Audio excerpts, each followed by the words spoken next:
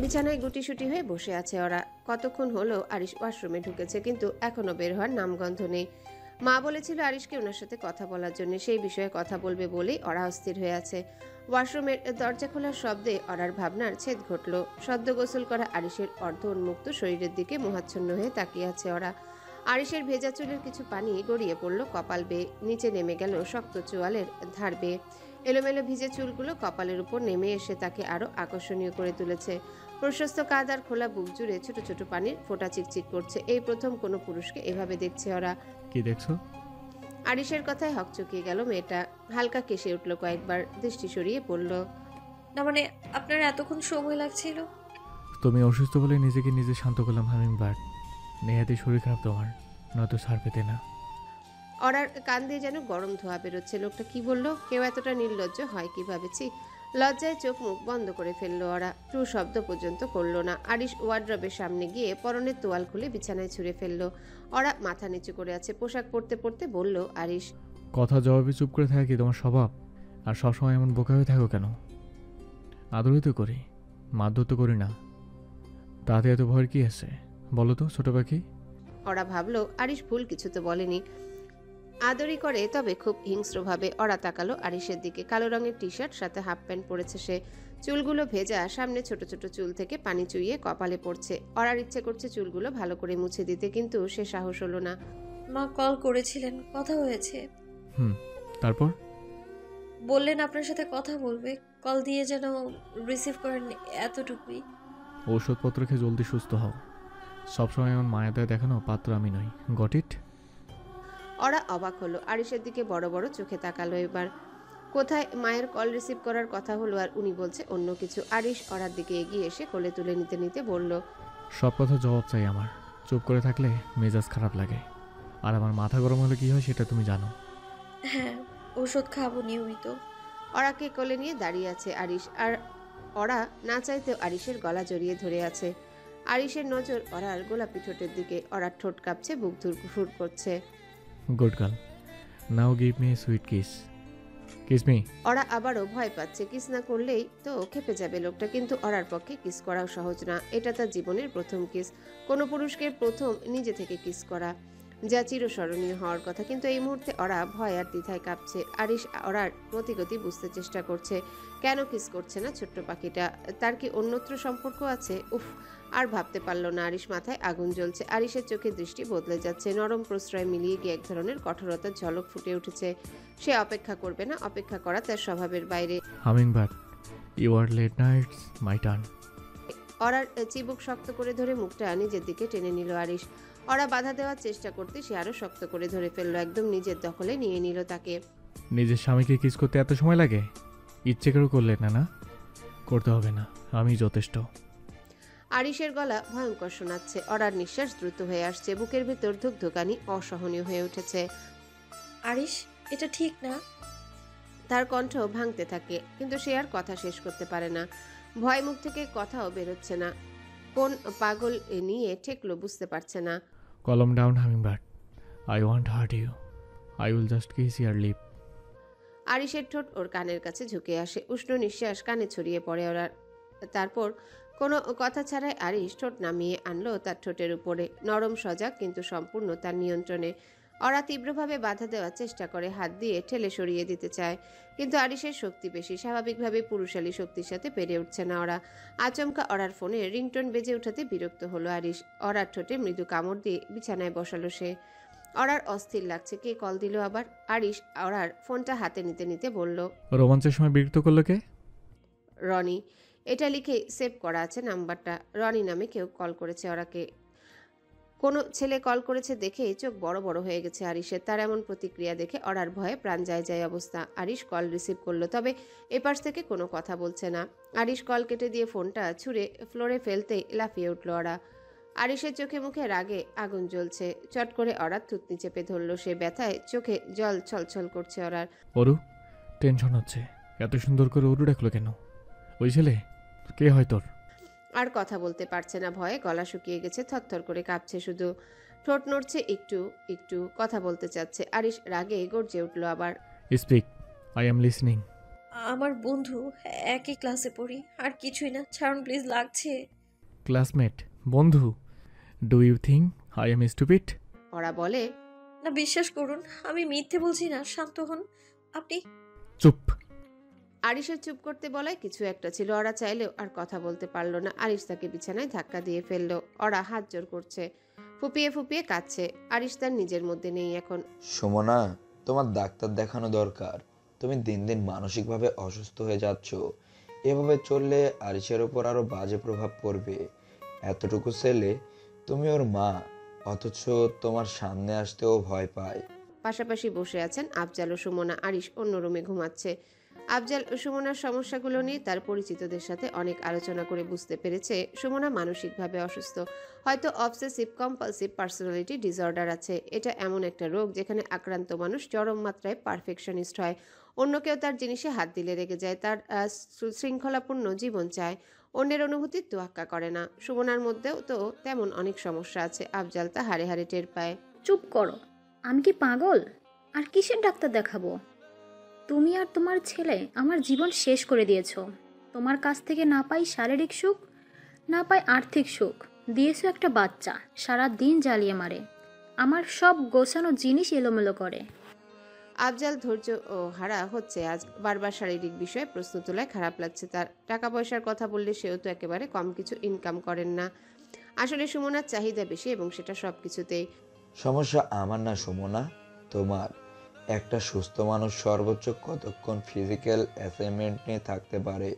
সর্বোচ্চ 10 মিনিট বা 12 মিনিট, ধরলাম 20 মিনিট।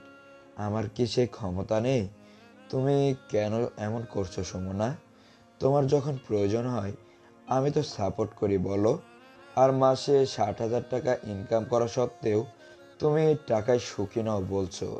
সুমনার ভালো লাগছে না এসব কথা। সে কেন কিছু বুঝতে চায় না। তার আরও দরকার আরও। বসার ঘরে বসে আছে তামান্না। ওরা চিৎকারে ঘুম ভেঙে গেছে আজ। তামান্না বেশ বুঝতে পারছে ওর সাথে কি হয়েছে, কিন্তু কিছু করার নেই। তামান্না নিজেও বুঝতে পারছে না আরিশ ঠিক কী চায়, এই ভালো এই খারাপ। রোদটা আজ একটু বেশি তীব্র। জানালার পর্দার ফাঁক গলে সোনালি আলো এসে পড়েছে বিছানায়। বিছানার চাদরটা এলোমেলো। মেঝেতে ওরা ও আরিশের জামা কাপড় ছড়িয়ে আছে। দেখে মনে হচ্ছে যেন রাতের কাহিনী এখনো মেঝের উপর পড়ে আছে। ওরা চোখ মেলে তাকায়। মেয়েটার চোখে ক্লান্তির ছায়া, ঠোঁটে নিঃশব্দ এক অস্থিরতা। শরীরটা যেন নিজেই বোঝায় দুঃসহ একটি রাত পেরিয়েছে। চুপচাপ শুয়ে থাকে সে। পাশ ফিরতেও কষ্ট হয়, সমস্ত শরীরে ব্যথা। আরিশ এখনো ঘুমিয়ে আছে, মুখে প্রশান্তির ছাপ। আরিশের দিকে তাকালো ওরা। লোকটাকে ঘুমন্ত অবস্থায় একেবারেই শান্ত লাগছে, অথচ দীর্ঘশ্বাস ছাড়ল ওরা। ওরার বুকের ভেতর একরকম ঝড়, ভয়, লজ্জা আর একটা অচেনা অনুভূতির মিশেল। বয়স মাত্র 18, কিন্তু এই কয়েকদিনে সে যেন বড় হয়ে গেছে। সেই চঞ্চলতা হারিয়ে গেছে। ওরার অস্থির লাগছে। ঘড়িতে সকাল 9টা বেজে গেছে। বিছানা ছাড়তে চায় না শরীর, তবুও ওরা উঠে দাঁড়ায়। হাঁটতে গিয়ে হালকা কেঁপে ওঠে। পায়ের নিচে শক্ত মেঝে। ওরা আয়নার সামনে দাঁড়ালো।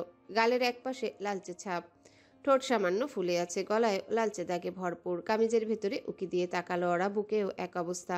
হতাশ লাগছে ওরা। সে আয়নায় নিজের চোখের দিকে তাকিয়ে থাকে কিছুক্ষণ। ওই চোখে বিস্ময়, লজ্জা, রাগ আর এক ধরনের নীরব সাহস। ওরা নিজেকে বোঝাতে চায়, তুই ঠিক আছিস ওরা? তুই ঠিক আছিস, তুই সব সহ্য করে নিতে পারবি। সত্যি বলতে এই 2 দিনে কিছুটা হলেও সহ্য শক্তি বেড়েছে মেটার। আরিশের পাগলামি কেমন হতে পারে এতটুকু বুঝে গেছে। মেয়েদের ক্ষেত্রে সঙ্গীর সাথে শারীরিক মিলন তখনই আনন্দের হয় যখন সেটা মন থেকে হয়, অর্থাৎ মানসিক প্রশান্তি থাকে। কিন্তু ছেলেদের ক্ষেত্রে ভিন্ন। শারীরিক মিলনের ফলে ছেলেদের মানসিক শান্তি লাভ হয়, কিন্তু একটা মেয়ের ইচ্ছের বিরুদ্ধে তার সাথে মিলন করতে গেলে সে মারাত্মকভাবে ভেঙে পড়ে। এই মানসিক যন্ত্রণা কেবল একজন নারী বুঝতে পারবে। আর যতই ওরা নিজেকে সামলাতে চাচ্ছে, ভেতরে ভেতরে শেষ হয়ে যাচ্ছে। তারই স্বামী তাকে ধর্ষণ করছে প্রতিদিন। ধর্ষণ, হ্যাঁ, এটাকে বৈবাহিক ধর্ষণই বলে। ওরার দু চোখ ছলছল করছে। কাঁদতে কাঁদতে চোখের জলও যেন শুকিয়ে গেছে। বাড়িতে ফিরবে, কিন্তু ফিরে গিয়ে কি বলবে? কিসের জন্যে আরিশের সাথে থাকবে না সে? এসবের জন্যে জোর করে সেক্স করে? এসব কিভাবে বলবে বাবা মাকে? ওরার হাঁসফাঁস লাগছে। ওয়াশরুমের দিকে এগুলো সে। ওয়াশরুমে ঢুকে ঠান্ডা পানি ছুঁয়ে দিল চোখ মুখে। গোসল করতে হবে, কিন্তু পোশাক আনা হয়নি সাথে। ওরা সেসব ভুলে শরীরে পানি ঢালতে শুরু করেছে। গোসল করলে যদি শরীরটা অন্তত একটু ভালো লাগে। তাহলে কি করবে মা? ভাইয়ার কাছে কল দেবে? তালহার কথায় চুপ করে রইলেন তাসলিমা খাতুন। পাশেই চেয়ারে বসে আছে সাবিহা। তালহা ওনার বড় ছেলে, গায়ের রং তার শ্যামলা, ছিপছিপে গরম, মুখে সবসময় হাসি লেগে থাকে, দারুণ মন খোলা স্বভাব। ঘরভর্তি মানুষ থাকুক বা না থাকুক, সে একাই সবকিছু মাতিয়ে রাখতে পারে। হ্যাঁ, এখানে থেকে কি হবে বল? তোর লেখাপড়া শেষ, এবার তো নিজের জায়গাটা বুঝে নিতে হবে তোকে। আর সাবিহারও তো বিয়ে শাদী দিতে হবে। আমি বিয়ে করব না এখন, মা। মাঝখানে কথা বলল সাবিহা। সাবিহা বলতে গেলে আগুন সুন্দরী, ফর্সা রং, ঘন লম্বা চুল, তীক্ষ্ণ চোখের দৃষ্টি। অনার্স শেষ করে ঘরে বসে আছে এখন। তাসলিমা বললেন, সেসব পরে দেখা যাবে, আগে ঢাকা চল, তারপর আরিশ করবে যা করার। তোর বাবার অনুপস্থিতিতে আমাদের তো কোনো কমতি রাখেনি সে, কাছাকাছি থাকলে তোদেরকে আরও বেশি ভালোবাসবে। তালহা জানে তার ভাই এমনিতেই খুব ভালোবাসে তাদের, যদিও তেমন কথা হয় না, দেখা হয় না, কিন্তু মনের টান আছে। সাবিহা চুপ করে গেল। বিয়ে করলে আরিশকেই করবে সে, নয়তো নয়। বুঝদার হওয়ার পর থেকে আরিশকে নিয়েই তার সব স্বপ্ন। ঠিক আছে মা, তুমি ভাইয়ের সাথে কথা বলো, আমরা সব গোছগাছ করে নেব। ছেলের কথায় খুশি হলেন তাসলিমা খাতুন। আরিশের চাচা বেঁচে থাকতে পরিবার থেকে দূরে থেকেছেন কেবল আরিশের জন্যে। স্ত্রী সন্তানদের গ্রামে রেখে বছরের পর বছর শহরে পড়ে থেকেছেন। তাসলিমা অবশ্য সেই বিষয়ে কখনোই কিছু বলেননি। মাস শেষে মোটা অঙ্কের টাকা পেলে তিনি খুশি হতেন। সত্যি বলতে আরিশের চাচা দেলোয়ার কখনো চাননি আরিশা আরবারও কারো খারাপ কথা শুনে বড় হোক। নিজের স্ত্রীকে ভালো করে চিনতেন তিনি। সে কারণেই ঢাকায় পরিবার নিয়ে আসতেন না দেলোয়ার। স্ত্রী সন্তানদের গ্রামে রেখে নিজে ভাতিজার দেখাশোনা ও ভাইয়ের ব্যবসা সামলাতেন। বেশ, আমি রাতে কল দেব, তোরা সব গুছিয়ে নে। তালহা মুচকি হাসলো মায়ের কথায়। সাবিহা মাথা নেড়ে ঘর থেকে বেরিয়ে গেল। মনে মনে সে দারুণ খুশি। এতদিনে আরিশের কাছাকাছি থাকতে পারবে সে। অ্যালার্ম ঘড়ির শব্দে ঘুম ভেঙে গেছে আরিশের। ঘুম ঘুম চোখে পাশে তাকিয়ে অরাকে খুঁজছে সে, কিন্তু যাকে খুঁজছে সে নেই পাশে। সজাগ দৃষ্টিতে ঘরের প্রতিটি কোণে চোখ বোলাতে লাগলো আরিশ, কিন্তু না, অরা ঘরে নেই। আরিশের ঘুম ছুটে গেল। মুহূর্তেই শোয়া থেকে উঠে বসলো। এর মধ্যেই ওয়াশরুম থেকে বেরুলো অরা। পরনে কেবল একটা তোয়ালে, ভেজা চুলগুলো খোলা, এলোমেলোভাবে পিঠে ঝুলে আছে। আরিশ থেমে গেল। এই দৃশ্য দেখে তার দৃষ্টি আটকে গেল, নিঃশ্বাস স্থির হয়ে এলো। জীবনেই প্রথম অরার দিকে এমন গভীর চোখে তাকিয়ে আছে সে। ফর্সা মেধিন শরীর যেন নিপুণ কোনো শিল্পীর তুলিতে আঁকা। লম্বা চুলের ফাঁক দিয়ে উকি দিচ্ছে তার কোমল কাঁধ। চোখ দুটো ভীষণ মায়াবী, যেন একবার তাকালেই মন ডুবে যায়। আর ঠোঁট, সেটা যেন সদ্য ফোটা গোলাপের পাপড়ি, নরম কোমল আর এক ধরনের আকর্ষণে ভরা। আরিশ থমকে যায়। তার দৃষ্টিতে তার মনোজগতে এক অদ্ভুত ঘোর নেমে আসে। আরিশকে বসে থাকতে দেখে ভীষণ ভড়কে গেল ওরা। চমকে উঠেছে, চোখে মুখে তাতে স্পষ্ট। লজ্জায় তার গাল লাল হয়ে উঠেছে। মন এতটাই উদাস ছিল যে জামা কাপড় না নিয়ে ঢুকে পড়েছিল ওয়াশরুমে। ধরে নিয়েছিল আরিশ এখনো ঘুমিয়ে আছে, তাই তো তোয়ালেতে নির্বিকার ভাবে বেরিয়ে এসেছিল। কিন্তু এখন এই মুহূর্তে কিছু বলার মতো অবস্থায় নেই ওরা। নিজেকে ভীষণ বোকা মনে হচ্ছে। মনে হচ্ছে মাটি ফেটে গেলে সোজা সেখানে ঢুকে যায়। তবুও কিছু একটা করতে হবে। নিজেকে সামলে লম্বা এক নিঃশ্বাস ফেলল সে। মাথা নিচু করে চোখ তুলে তাকালো না আরিশের দিকে। দ্রুত পায়ে এগিয়ে গেল ওয়ার্ড্রপের দিকে, চুপচাপ, কিছু না বলে। ওরা ওয়ার্ড্রপ খুলে জামা কাপড় খুঁজছে। হাত কাঁপছে, সে টের পাচ্ছে স্পষ্টভাবে। কিছু না দেখে বুঝতে পারছে পেছন থেকে আরিশ তাকিয়ে আছে। তার চোখের দৃষ্টির ভার যেন ঘাড়ে এসে পড়ে আছে অরার। বুক ধুকপুক করছে, গলা শুকিয়ে গেছে। আর কিছু না ভেবে জামা কাপড় হাতে নিয়ে ওয়াশরুমের দিকে ফিরতেই চুপচাপ ভেঙে গেল সেই নিস্তব্ধতা। হামিংবার্ড? আরিশের গলা নরম, শান্ত। ওরা থমকে দাঁড়ায়। পেছনে ফিরতে সাহস হয় না। নিঃশ্বাস আটকে যায় তার। চোখ বন্ধ করে মুহূর্তটা কাটানোর চেষ্টা করে। আরিশ শান্ত কণ্ঠে বলে, শরীর ঠিক আছে? ওরা দাঁড়িয়ে থাকে নীরবে, নিঃশব্দে। তার মুখে কোনো শব্দ নেই, অথচ চোখে অভিমান, রাগ আর মনের গভীরে অজানা এক আলোড়ন। সারা রাত পশুর মতো আচরণ করে এখন শরীরের খোঁজ নিতে এসেছে। ওরা কি বলবে, কোন কথায় রেগে যায় বলা মুশকিল। আরিশ বসা থেকে উঠে দাঁড়ায়। ওরার দিকে গভীর মনোযোগ তার। মেয়েটার গলায় ঘাড়ে অনেক দাগ বসে গেছে। আরিশকে এগোতে দেখে ভয় লাগছে ওরার। দ্রুত বলল সে, হ্যাঁ ঠিক আছে, আমি জামা কাপড় পরে আসছি। এখানেই পড়ো, আমি দেখবো না। আরিশের কথায় হাসবে নাকি কাঁদবে বুঝতে পারছে না। কি হাস্যকর কথা বলছে লোকটা। এখানেই পড়ো, আমি দেখবো না। দেখার মতো অবশিষ্ট আছে কিছু? অরার প্রশ্নে আরিশ কিঞ্চিত অবাক হলো। তার হামিংবার্ডের মুখে কথা ফুটেছে। মুচকি হাসলো আরিশ, কোনো জবাব দিল না। অরা চুপ করে দাঁড়িয়ে রইল। এই প্রথম আরিশকে হাসতে দেখলো সে। আরিশ ড্রেসিং টেবিলের উপরে রাখা একটা মলম নিয়ে অরার দিকে এগুলো। অরা চুপচাপ দেখছে সব। নিজেকে কিছুটা শক্ত করে নিয়েছে সে। ঘৃণা করে কিংবা রাগ নিয়ে আরিশের সাথেই থাকতে হবে তাকে। সোলাইমান মল্লিক অরাকে যতই ভালোবাসুক, বাবার মতো স্নেহ করুক, অরা আর তাকে কষ্ট দিতে চায় না। তাছাড়া মায়ের উপর পূর্ণ ভরসা আছে তার। ছোট থেকে মাই তাকে আগলে রেখেছে। মা চাইলেই অরাকে তার দাদার বাড়ি রেখে এসে নিজের মতো থাকতে পারত। ওরা দাদাবাড়ির সবাই খুবই ভালোবাসে ওরাকে, কিন্তু রোকসানা সেটা করেননি। মেয়েকে সাথে নিয়েই বিয়ে করেছেন। আরিশের স্পর্শে নড়ে চড়ে উঠল ওরা। গলার ক্ষততে মলম লাগিয়ে দিচ্ছে সে। ওরা অবাক হচ্ছে তার আচরণে। কি চায় Arish? Remove the towel hummingbird. কি? হকচকিয়ে গেল ওরা। আরিশ স্বাভাবিকভাবেই ফের বলল, বুকেও দাগ আছে, মলম লাগাবো। দরকার নেই। আ- আমি আমি করে নেব। চুপ। ওরা চুপ করে যায়। আরিশের কথা না শুনলে যদি আবার রেগে যায়। ওরা ভয়ে লজ্জায় চোখ বন্ধ করে ফেলে। আরিশ ওরার বক্ষ বিভাজনে মলম লাগিয়ে দেয়। শরীরের সব ক্ষততে মলম লাগানো শেষে বলে, ব্যথার ওষুধ আনিয়ে দিচ্ছি, ব্রেকফাস্ট করে খেয়ে নাও। আর তোমার বন্ধুকে কল করে বলে দিও তোমার জন্য টেনশন করার কোনো দরকার নেই। We are with your husband. আর হ্যাঁ, আমি বাসায় থাকতে কখনো তার জন্য কল না আসে। গট ইট বেবে। ওরা মাথা নেড়ে বলল, গুড গার্ল। পোশাক পরে নাও এখন, এভাবে আর থেকো না। It will be able to handle my. শুকনো ঢোক গিলল ওরা। আর এক মুহূর্ত দাঁড়ালো না। জামা কাপড় নিয়ে সোজা ওয়াশরুমের দিকে দৌড় দিল। আরিশ ওর কাণ্ড দেখে হাসলো একটু। পরক্ষণেই অবাক হলো। সে হাসছে, মানে একটা মেয়ের জন্য হাসছে। মেয়েটা তার স্ত্রী বলেই কি এমন অনুভব হচ্ছে? কিন্তু কি লাভ? সবকিছু পাওয়ার পরেও তো সেই অন্য কারোর সাথে চলে যায় এরা। আরিশের চোয়াল শক্ত হয়ে এলো।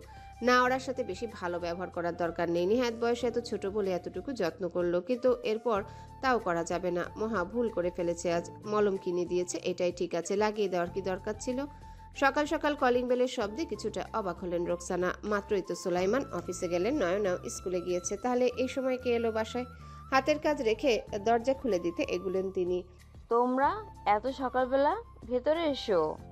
রিনভি, রনি ও আকাশ এসেছে। ওরা সবাই ওরার বন্ধু। রোকসানা মল্লিকের পেছন পেছন বাসার ভিতরে প্রবেশ করলো সবাই। রিনভি বলল, আন্টি, ওরা কোথায়? আসলে কয়দিন ধরে ওর সাথে যোগাযোগ করতে পারছি না। রনি কাল কল দিল, কিন্তু কোনো কথা না বলেই কল কেটে দিয়েছিল ওরা। পরে আর কল ঢোকেনি, ফোন অফ। রোকসানা কিছুটা অপ্রস্তুত হলেন। আরিশ এত তাড়াহুড়ো করে বিয়েটা করলো, কাউকে বলতেও পারেনি ওরা। ওয়ালাইকুম আসসালাম। ওরার বিয়ে হয়ে গেছে। রিনবি শ্বশুরবাড়ি আছে, স্বাভাবিকভাবেই ব্যস্ত এখন। না, এটা হতে পারে না। আচমকা আকাশের এমন আচরণে অবাক হলেন রোকসানা মল্লিক। রিনভি আকাশের হাত ধরে কিছু একটা ইশারা করলো। রনি বলল, কি আর করবি আকাশ, আমাদের বন্ধু সত্যি বিয়ে করে নিয়েছে, তাও না বলে। রোকসানা বললেন, সময় সুযোগ ছিল না বলেই তোমাদের ইনভাইট করতে পারেনি ওরা। প্লিজ কিছু মনে করো না, তোমরা বসো, আমি নাস্তা নিয়ে আসছি। না আন্টি, আমরা খেয়ে এসেছি। ওরার খোঁজ নিতে এলাম শুধু, এখন উঠছি। তিনজনই বসা থেকে উঠে দাঁড়ালো। ঠিক আছে, আবার এসো এক সময়। রিনভি হেসে বলল, জি আন্টি। ওরা চলে যাওয়ার পর দরজা আটকে নিজের কাজে এগোলেন Roksana. Akash, control yourself, what are you doing? আর একটু হলেই একটা চিনকিট হতো। রনি বেশ জোরেই বলল আকাশকে। আকাশ চুপ হয়ে গেছে। রাস্তায় হাঁটছে তিনজন। রিনভি আকাশের কাঁধে হাত রেখে বলল, আকাশ, কথা বল প্লিজ। দেখ, ওরাকে তো তুই কখনো নিজের মনের কথা বলতে পারিসনি। ও বেচারির তো দোষ নেই। দীর্ঘশ্বাস ছাড়লো আকাশ। ক্লান্ত গলায় বলল, আমি তো ওরাকে দোষারোপ করুন রেনভি। দোষ আমার ভাগ্যের। জন্মের পর মা ছেড়ে চলে গিয়েছে। আজ ভালোবাসা মানুষকেও হারালাম। বাবা ঠিকই বলে রে, I am good for nothing. এমন কিছু না আকাশ, নিজেকে শান্ত কর। রনি আকাশকে জড়িয়ে ধরলো। রিনভি বলে, আচ্ছা, এভাবে হুট করে বিয়ে হলো কেন? তাও চুপচাপ। সাধারণভাবে বিয়ে হলে ওরা আমাদের বলতো, অবশ্যই বলতো। ওরা কি আদৌ নিজের ইচ্ছেতে বিয়ে করেছে? রিনভির কথাগুলো আকাশের মস্তিষ্কের ভেতর আন্দোলিত হতে লাগলো। রিনভি ভুল কিছু বলেনি। রনিকে ছেড়ে দিয়ে আকাশ বলল, ঠিক বলেছিস তুই। বিশ্বাস কর, ওরা যদি বিয়েতে খুশি না হয়, আমি ওরাকে ওখান থেকে নিয়ে আসবো। রিনভি ও রনি চমকালো আকাশের কথায়। ছেলেটা এখন কতটা দুঃসাহসী হয়ে উঠেছে, অথচ এতদিন মুখ ফুটে ভালোবাসি কথাটাও বলতে পারেনি। আগে গিয়ে দেখতে হবে ওরা কেমন আছে, তারপর এসব। কিন্তু সব কিছু জেনে শুনে বুঝে তারপর। ওকে আকাশ? রিনভির কথায় সহমত দিল রনি ও আকাশ। দুপুরের সময় কিছুটা ধুলো জমে আছে ফুটপাতে। আর সড়কগুলোতে যানবাহন চললেও সংখ্যা কম। সড়কের ধারে কিছু দোকানপাটে শাটার অর্ধেক উঠানো। রাস্তায় গাড়ির হর্নের শব্দ আর কখনো কখনো সাইকেলের চাকার সাই সাই আওয়াজ শোনা যাচ্ছে। বসার ঘরে সোফায় বসে আছে ওরা। টিভি চলছে। তামান্না দুপুরে রান্না করতে ব্যস্ত। ওরা বিরক্ত হচ্ছে। টিভি দেখতেও ভালো লাগছে না। রান্নাঘরের দিকে এগুলো সে। কিছু লাগবে ভাবি? তামান্না হেসে জিজ্ঞাসা করলো। ওরা রান্নাঘরের সবকিছু দেখতে দেখতে বলে, না এমনি এলাম, ভালো লাগছিল না। আমার সাথে কথা বলুন তাহলে। আমার রান্না প্রায় শেষের দিকে। তুমি আসার আগে এই বাড়িতে সারাদিন তুমি একা থাকতে? ওরা কৌতূহল নিয়ে শুধালো। তামান্না চুলো থেকে তরকারি নামিয়ে রেখে বলল, না, জলিল ভাই ছিল আর জয়নাল চাচা। ওনারা এখন নেই কেন? জয়নাল চাচার শরীর খারাপ একটু, তাছাড়া কিছু কাজ থাকায় গ্রামে গিয়েছেন। আর জলিল ভাই। তামান্না চুপ করে গেল, মুখটাও কেমন মলিন হয়ে গেছে। ওরা বুঝতে পারছে না কিছু। কি হয়েছে ওনার? ওনাকে আরিশ ভাই অন্য কাজ দিয়েছেন। ওরার হঠাৎ প্রথম দিনের কথা মনে পড়ল। জলিল, হ্যাঁ, উনি রুমে এসেছিলেন খাবার দিতে, তারপর তার জন্যে ওরার উপর রাগারাগি করেছিল আরিশ। তাহলে কি ওরার জন্যে জলিলের এই বাড়িতে থাকা হলো না? ওরার মেজাজ খারাপ লাগছে। একটা মানুষ এতটা টক্সিক হয় কিভাবে? মাঝে মধ্যে তো মনে হয় লোকটার মাথায় সমস্যা আছে। ও আচ্ছা। তামান্না সব খাবার বাটিতে রেখে ডাইনিং টেবিলের দিকে এগুলো। ওরাও তামান্নার সাথে ডাইনিং টেবিলের কাছে এসে দাঁড়িয়েছে। রান্না তো শেষ, আপনি গোসল করে নিন, খাবার খেয়ে ওষুধ খেতে হবে তো। অস্পষ্ট স্বরে কথাটা বলল ওরা। তামান্না ঠিক শুনতে পায়নি। ওরা কিছু বললেন ভাবি? জুতো মেরে গরু দান। কিছু না গো, আমি গোসল করবো না এখন, সকালে। চুপ করে গেল। তামান্না মুচকি মুচকি হাসছে। নিজের বোকামি দেখে ওরা নির্বাক, কি বলে ফেলতো। ঠিক আছে, তাহলে খেতে দিয়ে দিচ্ছি ভাবি। ওরা চুপচাপ খেতে বসে। তামান্নার সাথে আপাতত আর কথা বলা যাবে না। হ্যালো বন্ধুরা, পরবর্তী পার্ট খুব তাড়াতাড়ি আসবে, তো সবাই অপেক্ষায় থাকো। আর চ্যানেলটি যারা এখনো সাবস্ক্রাইব করোনি তারা পরবর্তী পার্ট দেখার জন্য চ্যানেলটি সাবস্ক্রাইব করে রেখো। ধন্যবাদ সবাইকে, আমাদের সাথেই থেকো।